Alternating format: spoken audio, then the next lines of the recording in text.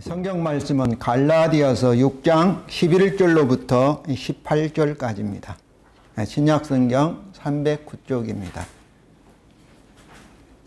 갈라디아서 6장 11절부터 18절까지를 다 같이 한 목소리로 읽겠습니다. 내 손으로 너희에게 이렇게 큰 글자로 쓴 것을 보라. 무릇 육체의 모양을 내려 하는 자들이 억지로 너희에게 할례를 받게 함은 그들이 그리스도의 십자가로 말미암아 파괴를 면하려 함뿐이라.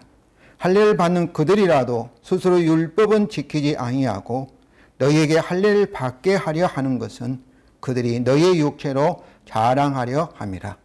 그러나 내게는 우리 주 예수 그리스도의 십자가 외에 결코 자랑할 것이 없으니 그리스도로 말미암아 세상이 나에 대하여 십자가에 못 박히고 내가 또한 세상에 대하여 그러하니라. 할례나 무할례가 아무것도 아니로되 오직 새로 지으심을 받는 것만이 중요하니라. 무릇 이 규례를 행하는 자에게와 하나님의 이스라엘에게 평강과 긍휼이 있을지어다. 이후로는 누구든지 나를 괴롭게 하지 말라. 내가 내 몸에 예수의 흔적들을 지니고 있노라. 형제들아, 우리 주 예수 그리스도의 은혜가 너희 심령에 있을지어다. 아멘.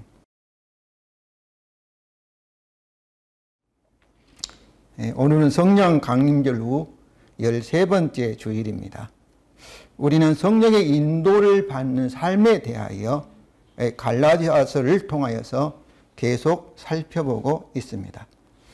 오늘 본문은 갈라디아서의 전체 내용을 요약하고 있는 결론이며 그리고 갈라디아서를 이해하는 해석의 열쇠의 역할을 하고 있습니다. 바울은 오늘 본문을 매우 강조합니다. 11절이죠. 내 손으로 너에게 이렇게 큰 글자로 쓴 것을 보라. 여기서 내 손으로 이 말씀은 오늘 본문 이전까지 6장 10절까지는 다른 사람을 통하여서 대피를 하였는데 오늘 본문은 바울이 직접 쓰셨다는 것입니다. 큰 글자는 앞부분과 다르게 큰 글자로 쓰셨다는 것입니다. 이것은 바울이 오늘 본문을 매우 강조하신 것입니다. 바울은 우리에게 보라, 즉 관심을 가지고 본문을 주목하라고 하신 것입니다. 성도 여러분, 바울의 요청대로 오늘 본문을 주목하여 보시기를 바랍니다. 그럼 바울은 우리에게 무엇을 강조하여 말씀하십니까?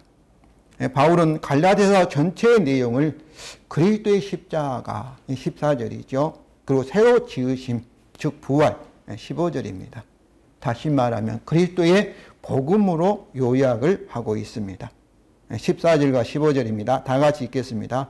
그러나 내게는 우리 주 예수 그리스도의 십자가 이외에 결코 자랑할 것이 없으니 그리스도로 말미암아 세상이 나를 대하여 십자가에 못 박히고 내가 또한 세상을 대하여 그러하니라.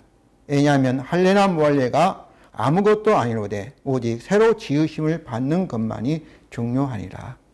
여기서 그리스도의 십자가와 부활 사건은 서로 구별될 수 있으나 그러나 분리될 수 없는 하나의 사건입니다. 어떤 씨앗이 땅에 심겨지는 것과 그 씨앗에서 싹이 나오는 것은 하나의 연속적인 과정입니다. 이처럼 그리스도의 십자가라는 이 용어에는 그의 이 십자가와 부활 사건이 포함되어 있습니다. 그러면 그리스도의 복음이 무엇입니까? 복음은 1차적으로 우리에게 교훈이나 지식이 아닙니다. 복음은 예수 그리스도 십자가의 죽음과 부활 사건에 대한 소식, 그 뉴스입니다. 모든 뉴스가 좋은 뉴스는 아니지요. 나쁜 뉴스도 있습니다. 그런데 예수님의 십자가의 사건이 우리에게 좋은 뉴스, 복된 소식입니까? 복음입니까? 그 이유를 알기 위해서는 그의 십자가에 대한 설명과 해석이 필요합니다. 그래서 예수님은 자신의 사도들을 택하여서 그의 십자가에 대하여 해석하고 그리고 그것을 전하게 하셨습니다.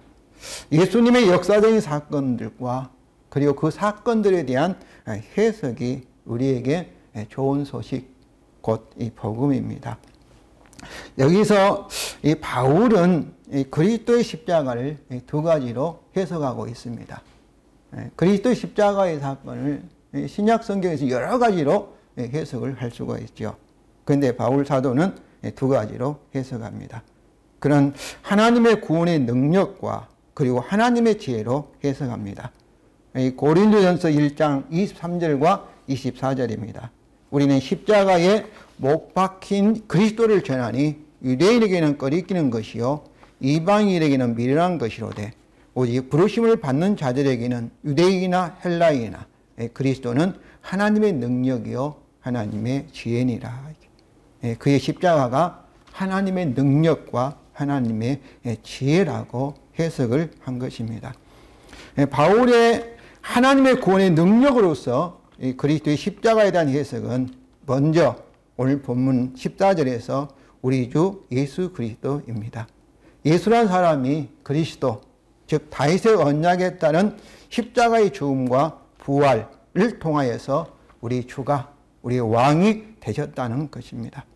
그리고 또한 우리가 그리스도의 십자가와 부활을 통하여서 악한 세대에서 이 구원을 받아 하나님의 새로 지으심을 받았다는 것입니다.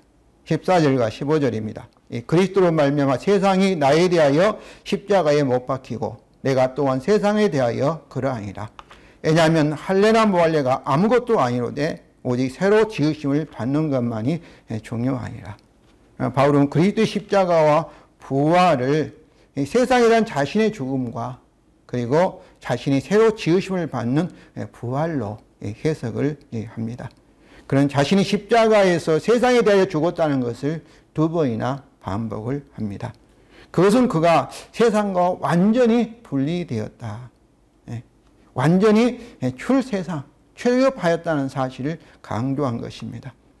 골로새서 1장 13절과 14절입니다. 그가 우리를 흑암의 권세에서 건져내사 그의 사랑의 아들 나라로 옮기셨으니 그 아들 안에서 우리가 속량 곧 제사함을 얻었도다. 우리는 그리스도 십자가의 속량으로 이 세상에 대하여 죽고 새로 지으심을 받아 그의 사랑의 아들 나라로 즉 천국으로 옮겨졌습니다. 그렇습니다. 고린도서 5장 17절에서 말씀하고 있는 것처럼 그런즉 누구든지 그리스도 안에서 새로운 피조물이라. 이전 것은 지나갔으니 보라 새 것이 되었도다. 이전 것인 세상은 우리에게 지나갔습니다. 즉 우리가 이 땅에서 살고 있지만은 외국인이요 이방인으로 살고 있습니다. 우리는 새로 지으심을 받아 우리의 시민권은 하늘에 있습니다. 바울의 하나님의 지혜로서의 그리스도 십자가에 대한 해석은 우리가 그럼 하나님의 지혜를 가지게 합니다. 지혜라는 것은 지식에 근거하여 사물의 이치를 빨리 깨우치고 어떤 문제를 바르게 처리하여 우리에게 유익을 얻게 하는 능력입니다. 우리가 그리스도의 십자가로 이 세상에 대하여 죽고 새로운 피조물이 되었다는 지식은 우리로 하여금 더 이상 세상 사람들처럼 살 수 없고 새로운 피조물의 관점, 새로운 피조물의 눈으로 살게 합니다. 고린도서 5장 14절과 14절부터 16절입니다. 그리스도의 사랑이 우리를 강권하시는도다. 우리가 생각하건대 한 사람이 모든 사람을 대하여 죽었은즉 모든 사람이 죽은 것이라. 그가 모든 사람을 대신하여 죽으심은 살아있는 자들로 하여금 다시는 그들 자신을 위하여 살지 않고 오직 그들을 대신하여 죽었다가 다시 살아나신 이를 위하여 살게 하려 함이라. 그러므로 우리가 이제부터는 어떤 사람도 육신을 따라 알지 아니하노라. 비록 우리가 그리스도도 육신을 따라 알았으나 이제부터는 그같이 알지 아니하노라. 여기 14절에서 그리스도의 사랑의 십자가를 우리가 생각하면 그의 십자가의 죽음은 모든 사람이 십자가에 죽은 것이라는 겁니다. 15절에 그의 십자가는 우리 인생의 목적을 바꿉니다. 우리는 더 이상 자신을 위하여 살지 않고 주님을 위하여 살게 된다는 것이죠. 16절에서 또한 그의 십자가는 우리가 이제부터는 육신을 따라 세상의 관점으로 보지 않고 알지 않고 새로운 피조물의 관점으로 세상을 보게 된다는 것입니다. 이와 같이 그 십자가는 우리에게 새로운 인생의 목적과 그리고 새로운 세계의 관으로 살게 합니다. 왜냐하면 우리가 새로운 피조물이 되었기 때문입니다. 이것은 우리에게 아주 중요합니다. 제가 설교를 완성하여 성도님들에게 나눠주기 위해서 먼저 일부를 인쇄합니다. 근데 인쇄된 설교를 보니까 여러 오타가 있었습니다. 제가 오타들을 지우개로 지우고 볼펜으로 고칩니다. 다시 인쇄를 합니다. 그런데도 첫 번째 인쇄된 설교와 동일한 오타가 있었습니다. 왜 그렇겠습니까? 아무리 인쇄된 설교의 오타를 지우고 아무리 고쳐도 그 결과는 동일합니다. 컴퓨터 안에 있는 설교를 고치고 인쇄하여야만 오타 없는 설교가 나오게 됩니다. 이처럼 우리 안에 있는 생각의 관점의 변화가 있어야 우리가 세상을 바르게 해석할 수 있는 지혜를 가지게 되는 것입니다. 성도 여러분, 우리는 그리스도 십자가로 이미 새로운 피조물이 되었습니다. 그 십자가에 대한 이런 이해는 우리의 내부 생각을 바꾸게 하였습니다. 이제 우리는 더 이상 세상 사람의 관점으로 어떤 사물이나 그리고 상황을 바라보지 아니하고 새로운 피조물로서 모든 것을 바라보며 이해하고 해석하여야 할 것입니다. 이런 사람이 영안이 열린 사람이고 마음의 눈이 열린 사람이고 믿음의 눈을 가진 사람입니다. 이 바울의 예를 들어 설명하겠습니다. 15절입니다. 왜냐하면 할례나 무할례가 아무것도 아니로되 오직 새로 지으심을 받는 것만이 중요하리라. 바울은 새로운 피조물의 관점에서 사물과 상황을 판단합니다. 여기서 할례나 무할례는 세상에 있는 사람들의 행위들을 상징하는 것입니다. 피조물 관점으로 보면은 할례나 무할례 등등 즉 세상에 있는 것들이 중요하지 않다는 것입니다. 하나님의 새로 지으심을 받는 것만이 그에게 중요하다는 것입니다. 이것은 너무나 당연한 해석입니다. 눈에 보이는 세상은 우리에게 길어봐야 100년입니다. 짧은 것이죠.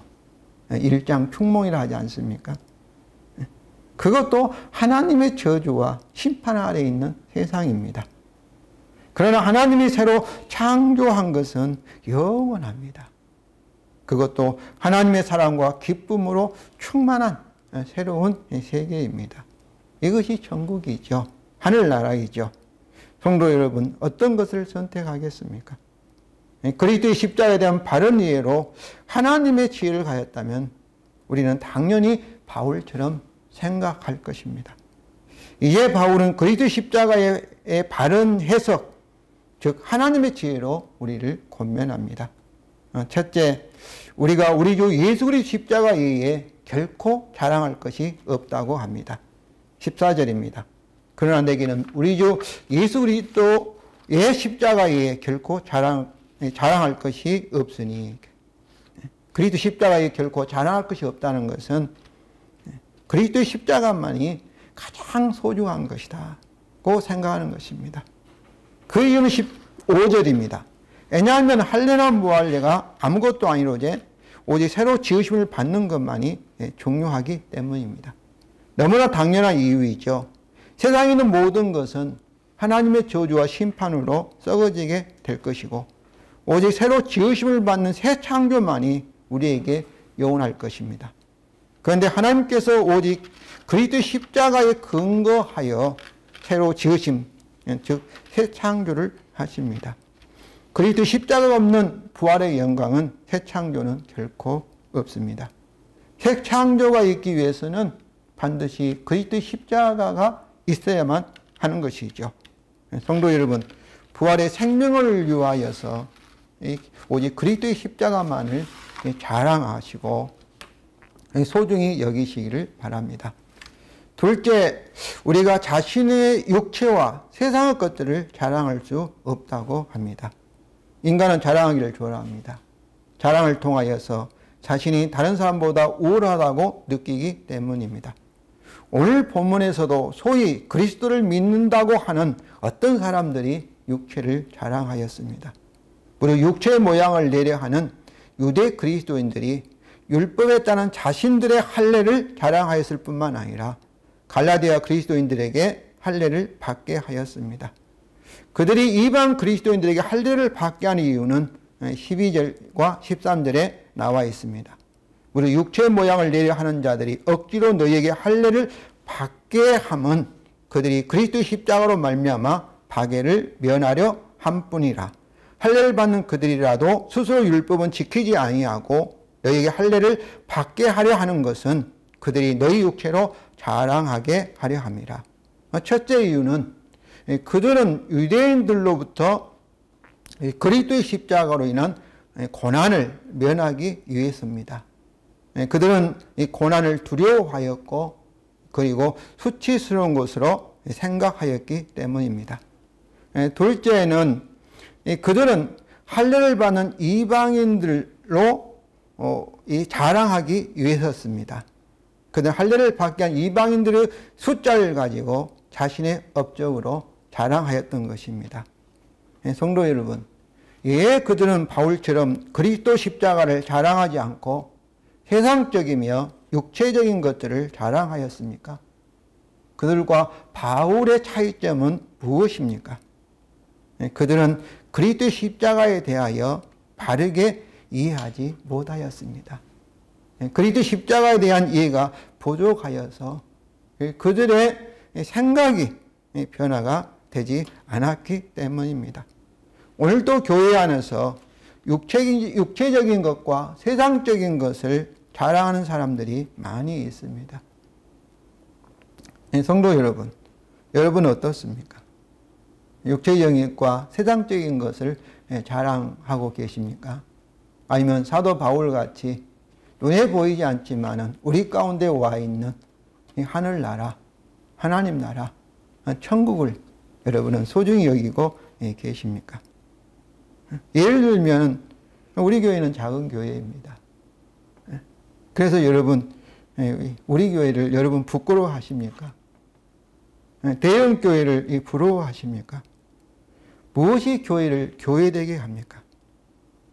오늘 말씀에 의하면 성령으로 말미암아 하나님의 새로 지으심이 있는 교회, 우리 안에 성령을 통한 내적인 변화가 있는 교회가 살아있는 교회입니다. 이것은 가정이나 개인 성도들에게도 동일합니다. 성도 여러분, 그리스도의 십자가에 대한 바른 이해로 하나님의 지혜를 가지시기를 바랍니다. 그리고 세상 것에 마음을 두지 마시고 오직 예수 그리스도의 십자가만을 소중히 여기시고 자랑하시기 바랍니다. 마지막으로 우리가 우리 현재 고난들을 자랑하라고 합니다. 16절부터 18절입니다. 먼저 17절입니다. 이후로는 누구든지 나를 괴롭게 하지 말라. 왜냐하면 내가 내 몸에 예수의 흔적들을 지니고 있노라. 여기서 바울은 이후로는 누구든지 이 문제로 자신을 괴롭게 하지 말라고 명하십니다. 이 문제도 누구든지 더 이상 논쟁하지 말고 오직 그리스도 십자가의 복음만을 자랑하라는 것입니다. 바울같이 그리스도 십자가에 대한 바른 이해를 가지고 그리스도 십자가만을 자랑하라, 이런 말씀입니다. 그 이유를 바울은 17절에서 들고 있습니다. 17절입니다. 왜냐하면 내 몸에 예수의 흔적들을 지니고 있노라. 여기서 예수의 흔적들의 헬라어는 스티그마타입니다. 스티그마, 마크, 영어로 마크란 뜻이죠. 표식, 표지, 그런 뜻이죠. 그런데 여기서는 우리말 성경은 흔적으로 단수로 되어 있는데 복수형입니다. 타가 이 복수죠. 그래서 흔적들입니다. 그러니까 하나의 흔적이 아니라 여러 개의 흔적들이 바울 자신의 몸에 가지고 있다, 이렇게 말하고 있습니다. 여기서 이 흔적들, 헬라어로 스티그마타는 소나 양들의 소유주를 나타내는 낙인을 가리킵니다. 그리고 그 당시에 종들인 사람에게 특정한 주인의 소유임을 나타내는 하나의 자국들을 말합니다. 그러므로 바울의 몸에 예수의 흔적들은 바울 자신이 예수님의 종이고 예수님의 소유물이고, 그리고 예수님은 바울의 주인이라는 것을 나타내는 마크, 자국들, 그리고 흔적들을 가리킵니다. 그 증표들이죠. 증거하는 표지라, 그런 말씀이죠. 그러면 바울에게 있는 예수의 흔적들은 무엇일까요? 예수의 흔적들은, 이것은 바울의 몸에 남겨진 많은 고난의 자국들입니다. 고린도후서 11장 22절 27절 보면은 그리스도를 위하여 복음을 전하다가 바울이 받은 많은 여러 가지 고난들을, 이렇게 핍박들을 기록하고 있습니다. 성도 여러분, 고난 그 자체가 어떤 사람이 예수에게 속한 증표가 아닙니다. 그가 그리스도 밖에 있다면 그 사람의 고난은 그의 죄에 대한 하나님의 저주와 심판입니다. 그것은 지옥에 받을 심판의 맛보기로 미리 주어진 것입니다. 오직 그리스도 안에 있는 사람에게만, 그리스도의 십자가의 복음을 믿는 사람에게만 있는 고난들만이 예수의 흔적들입니다.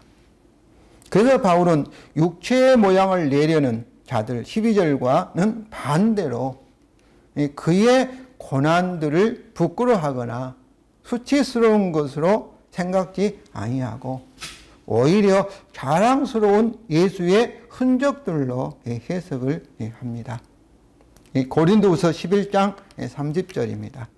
내가 부득불 자랑할진대 내가 약한 것 즉 고난을 자랑하리라, 이렇게 말하고 있습니다. 이처럼 바울은 그리스도의 십자가를 자랑할 뿐만 아니라 자신에게 있는 이 고난들을 자랑스럽게 해석을 하고 있습니다. 성도 여러분, 그 이유가 무엇이겠습니까? 그 이유가 무엇이겠어요?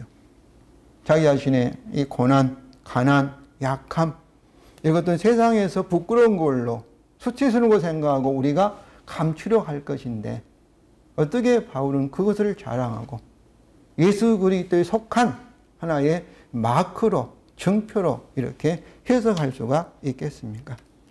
그는 그리스도 안에 있는 우리에게 이 고난들은 그리스도의 십자가와 예수의 부활과 영광의 뿌리이요 하나의 원인인 것 같이 우리에게 하나님의 새로 지으심의 뿌리이기 때문에 그렇습니다.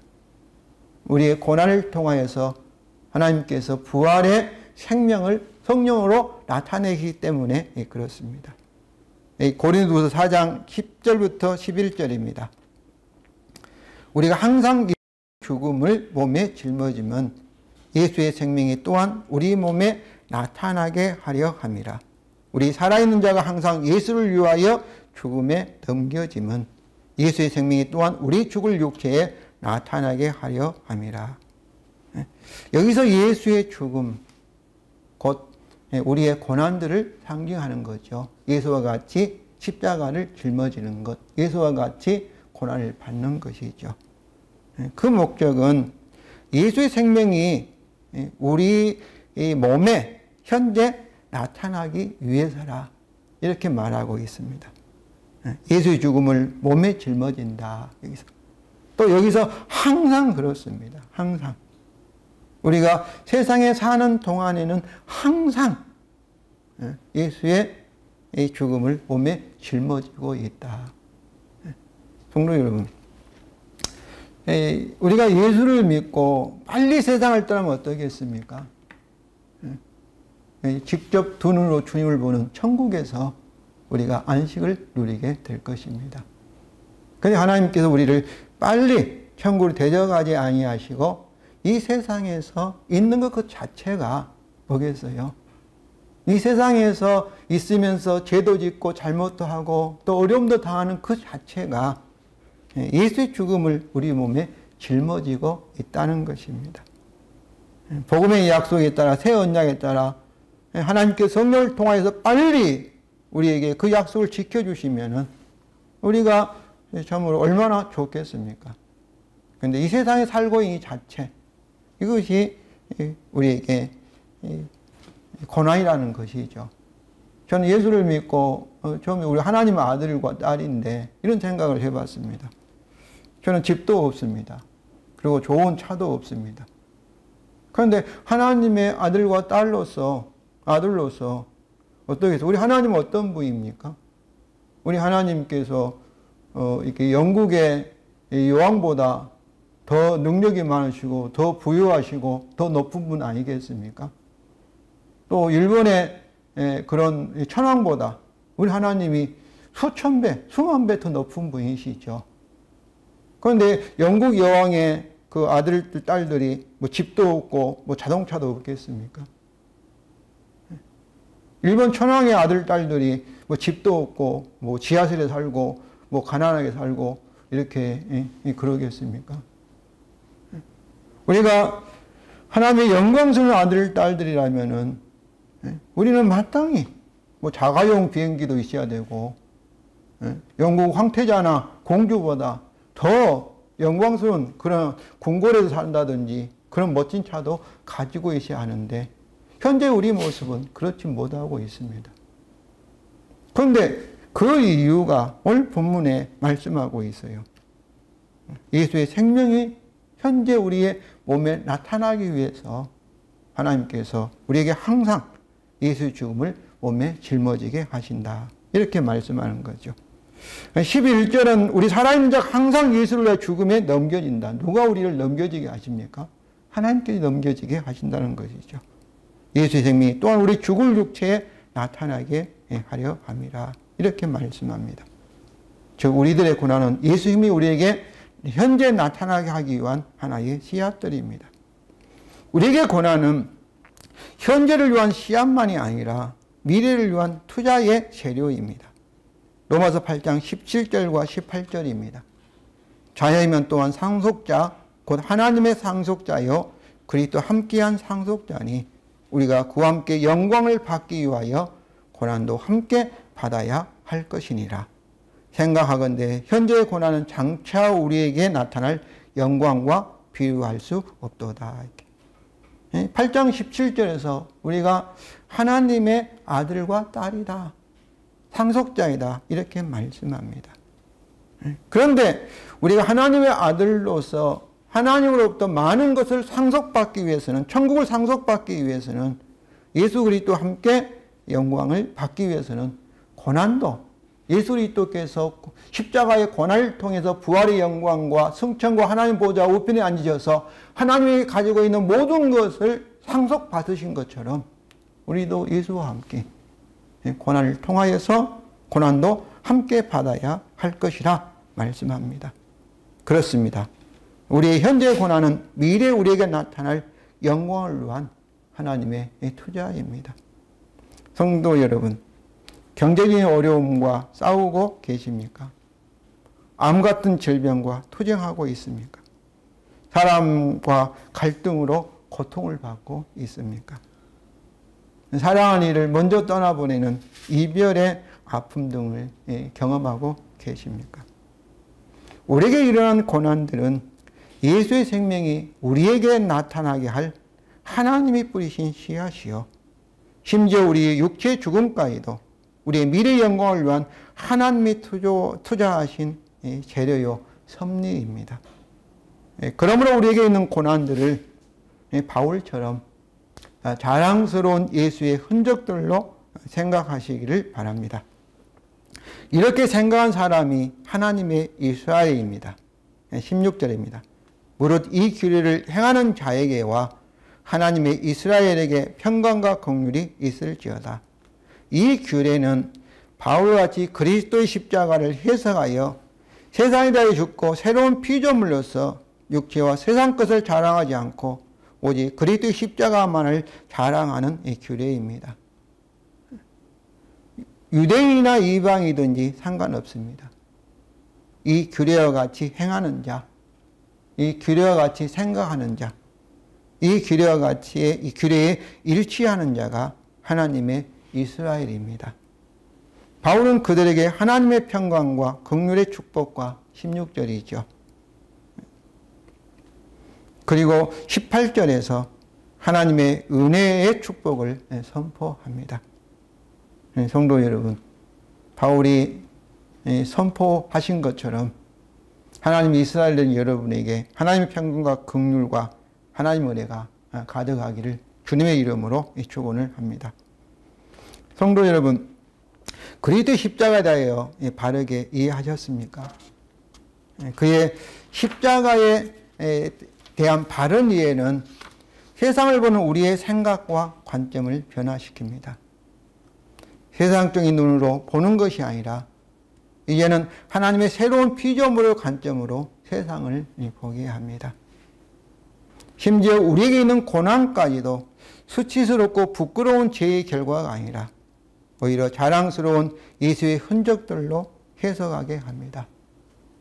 하나님의 부활의 능력이 예수의 생명이 우리에 나타날 그런 이 기회, 하나님이 마련하신 기회로 보게 합니다. 그러므로 오직 그리스도의 십자가와 여러분의 고난을 자랑하시기를 바랍니다. 그리고 현재 고난 중에 있는 분들은 하나님께 부활의 영광, 부활의 생명을 나타내시기를 믿음으로 기도하시기 바랍니다. 그리고 믿음으로 소망하시기 바랍니다. 하나님께서는 반드시 성령으로 말미암아 고난받는 여러분에게 부활의 능력을 나타내실 것입니다. 성도 여러분, 이것이 그리스도의 복음의 약속이요 새 언약입니다. 천지가 흔들려도 새 언약대로 될 것입니다. 새 언약은 결코 파기될 수가 없습니다. 언약대로 됩니다. 새 언약대로 될 것입니다. 할렐루야, 아멘.